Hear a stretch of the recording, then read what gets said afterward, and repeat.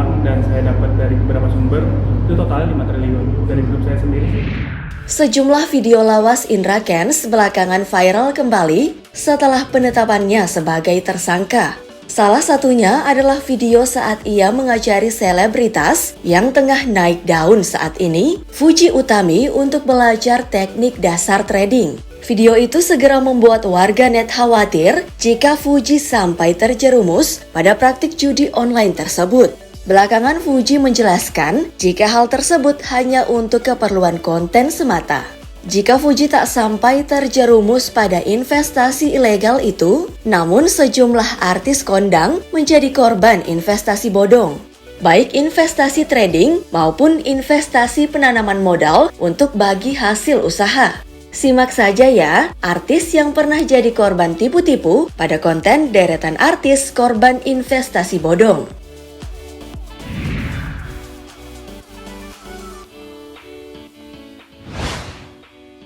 Chris Rian. Artis pemeran serial Cinta 7 Susun, Chris Rian mengaku menjadi korban dugaan penipuan investasi robot trading aplikasi Fahrenheit. Dia pun mendatangi Barreskrim Polri pada pertengahan Maret 2022 lalu dan mengaku rugi hingga 30 miliar rupiah.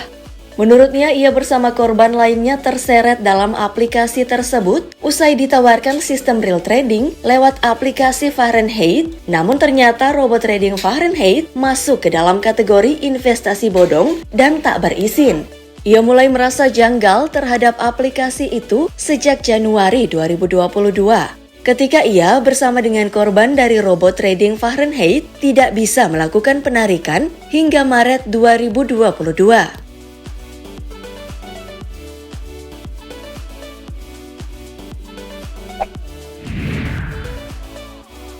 Kevin Aprilio dan Adi MS. Penipuan berkedok investasi juga pernah dialami oleh musisi Kevin Aprilio bersama dengan ayahnya Adi MS. Kerugian yang mereka alami mencapai 8,5 miliar rupiah. Kevin tertipu investasi bodong yang dijalankan oleh kerabatnya, Tommy Y. Simanungkalit dan sang istri Mutia Tanjung. Selain dirinya, masih ada banyak korban investasi palsu tersebut. Tapi pentolan band Viera Tail itu enggan membuat laporan ke pihak polisi.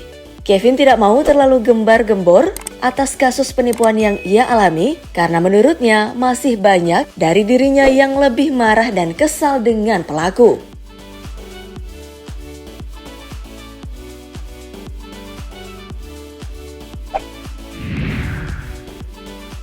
Patricia Goh. Model dan presenter Patricia Goh rupanya juga menjadi salah satu korban kasus penipuan investasi berkedok deposito di Koperasi Simpan Pinjam Indosuria. Presenter acara Gossip Insert Trans TV ini rugi hingga 2 miliar rupiah. Secara mental, ia mengaku belum siap mengungkap hal tersebut. Namun dia akhirnya mengungkapkannya dalam podcast Deddy Corbuzier setelah didampingi oleh kuasa hukumnya. Menurut pengacara Patricia Goh, kasus ini lebih kepada dengan dugaan tindak pidana pencucian uang perbankan. Selain Patricia Goh, ada 6 ribuan korban dengan akumulasi kerugian mencapai 15 triliun rupiah. Patricia Goh pun menyebut jika ada orang besar di balik kasus ini. Hal itulah yang sempat membuat dirinya takut untuk bicara. Ia akhirnya berani speak up setelah terbongkarnya kasus binary option.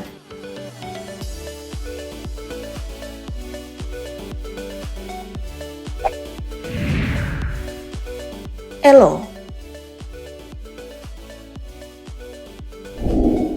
Kasus investasi bodong Mi-Miles sempat menghebohkan dan menjadi sorotan beberapa waktu silam. Salah satunya karena menyeret nama sejumlah artis papan atas tanah air, salah satunya adalah penyanyi Marcelo Tahito atau Elo. Dikabarkan penyanyi ini menjadi salah satu artis yang berinvestasi dan sempat dipanggil pihak kepolisian. Meski dana yang ia investasikan tak banyak, namun citranya kadang digunakan sebagai promosi investasi bodong tersebut.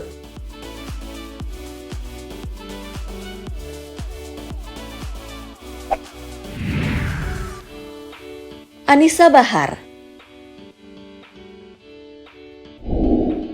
Pedangdut yang dikenal dengan goyang patah-patahnya ini juga pernah merugi karena kasus investasi ilegal yang dilakukan oleh rekan artis Sandy Tumiwa. Anissa Bahar merugi hingga 60 juta rupiah.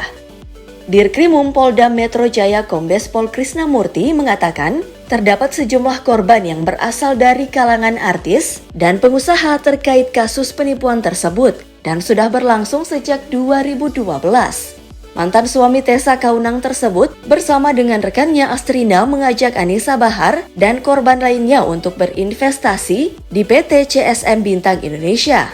Namun meski korban telah menginvestasikan uangnya berkali-kali, korban tak kunjung mendapatkan profit investasi.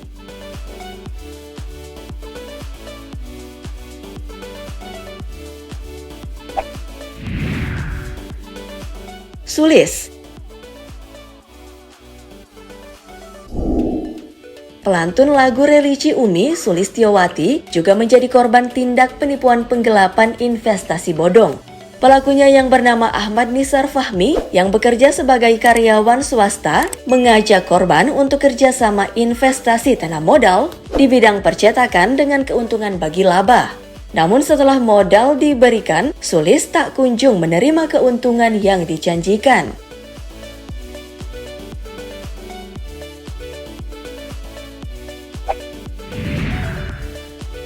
Joshua March. Tak hanya Chris Rian, penyanyi Joshua March baru-baru ini juga mengungkapkan jika dirinya merupakan korban dari robot trading Fahrenheit. Ia mengaku merugi hingga 2 miliar rupiah.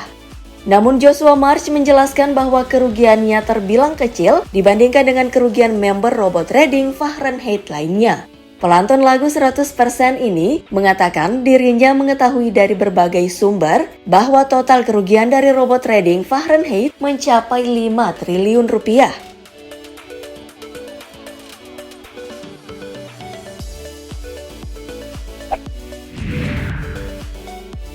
Hengky Kurniawan. Beberapa tahun silam, aktor pemeran Buruan Cium Gue, Hengky Kurniawan juga pernah merugi akibat bisnis investasi rental mobil yang dilakukan oleh Henry Kusnadi. Dalam bisnis ini, Hengky menginvestasikan sebanyak 5 mobil, namun seiring berjalannya waktu, bukan keuntungan yang diterima oleh Hengky, malah ia menjadi korban atas kasus dugaan penipuan yang dilakukan oleh Henry. Hengky pun melaporkan Henry ke Polda Metro Jaya pada tahun 2016 silam. PLT Bupati Bandung Barat ini mengaku dari bisnis tipu-tipu itu mengalami total kerugian hingga 350 juta rupiah.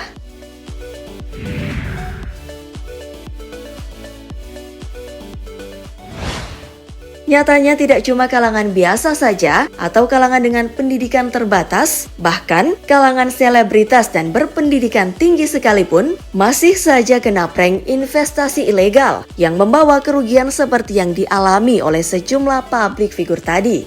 Apakah ini terjadi karena kelihayan sang penipu dan kelengahan sang korban? Atau ada unsur lain yang membuat kasus korban investasi bodong terus menelan korban dari tahun ke tahun? Dengan jumlah korban dan kerugian yang makin gede aja nih guys. Tulis opinimu ya di kolom komentar, silahkan klik like dan share video ini. Thanks and bye-bye.